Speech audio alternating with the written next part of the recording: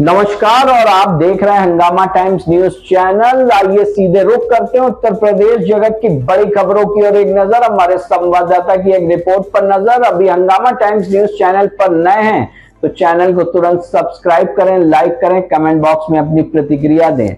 नमस्कार। दिल्ली प्रोटेस्ट पे जो है हुए हमले को लेकर क्या दिल्ली प्रोटेस्ट पे जो हमले हुए हैं छात्रों पे, उस पे क्या देखिए, हमला किसी भी तरह का हो वह दुर्भाग्यपूर्ण है, और वो भी तब जब पढ़ने वाले बच्चों के ऊपर इस तरह का बर्बरता पूर्वक कार्रवाई की जा रही है।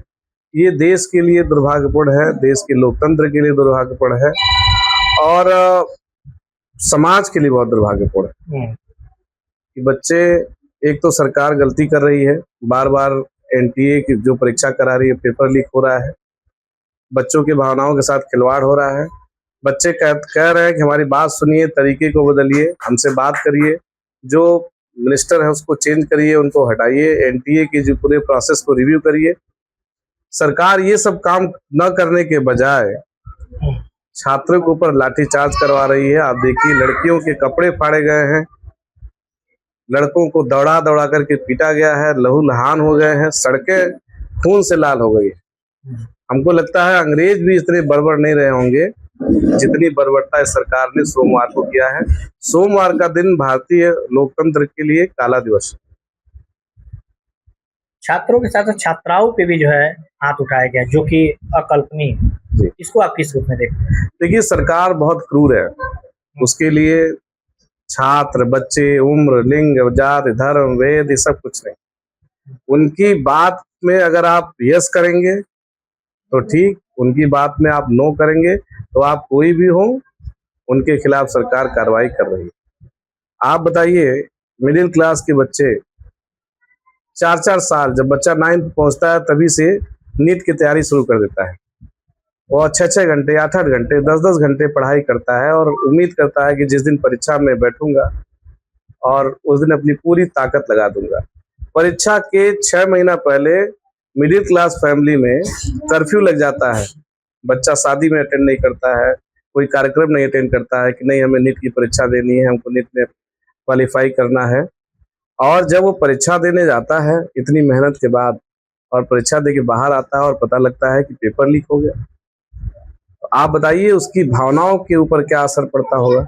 उस गार्जियन के ऊपर जो अपनी गाढ़ी पूंजी लगा करके कोचिंग में लाखों लाखों रुपए खर्च करके कोटा भेज रहे हैं, दिल्ली भेज रहे हैं, वो कैसे जो है कोई एजुकेशन लोन लेकर के, कोई कर्जा लेकर के, कोई पर्सनल लोन लेकर के, कोई खेत बाड़ी बेच करके बच्चों को पढ़ाने लिखाने का काम कर रहा है।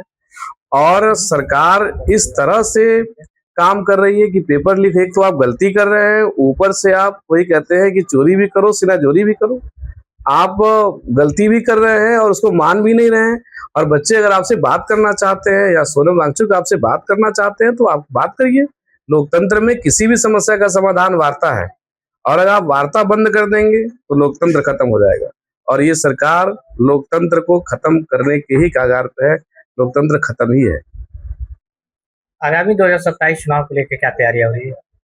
देखिए, 2027 की तैयारी के लिए पार्टी हमारी पूरी तरह से तैयार है। हम सभी लोग तैयार हैं, हमारे सभी पार्टी के कार्यकर्ता तैयार हैं, और 2027 में निश्चित रूप से बदलाव होगा, परिवर्तन होगा, और माननीय राष्ट्रीय अध्यक्ष श्री अखिलेश यादव जी के नेतृत्व में उत्तर प्रदेश में सरकार बनेगी, ये एकदम कन्फर्म है।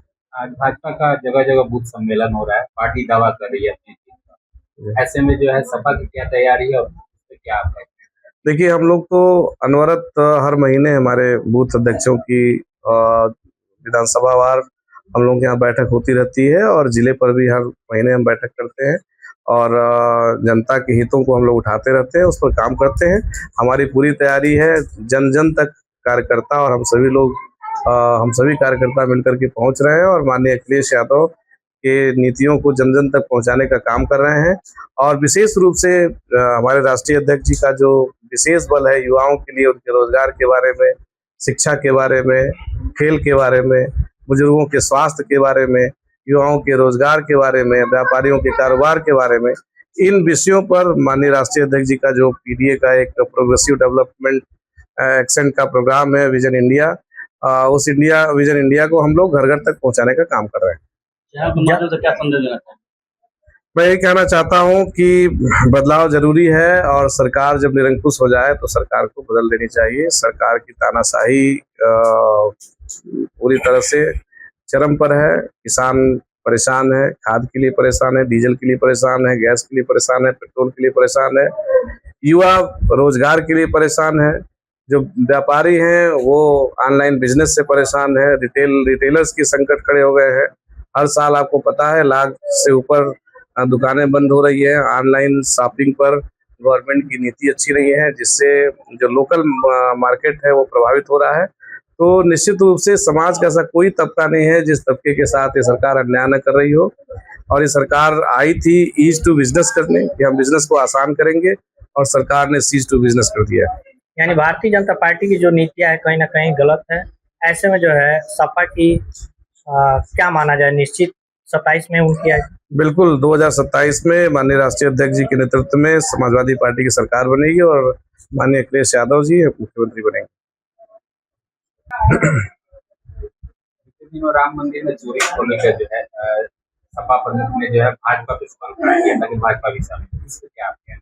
निश्चित रूप से भाजपा शामिल है, उसके आनुषंगिक संगठन शामिल है। सरकार ने जो ट्रस्ट का गठन किया है सुप्रीम कोर्ट के कहने पर, उस ट्रस्ट में सरकार भी है, वहाँ का जिलाधिकारी भी है, और ट्रस्ट की ऑडिट नहीं हुई। ट्रस्ट द्वारा के मेंबर द्वारा लगातार चोरी की जा रही थी और उस चोरी पर नियंत्रण नहीं किया, तो निश्चित रूप से सरकार भी इसमें भागीदार है और जो ट्रस्ट के मेंबर हैं वो तो जिम्मेदार ही है। और सरकार की जो भी भारतीय जनता पार्टी की जो आनुषंगिक संगठन है, आरएसएस से लेकर के विश्व हिंदू परिषद, सभी लोग इसमें इन्वॉल्व हैं। और ये बहुत दुर्भाग्यपूर्ण है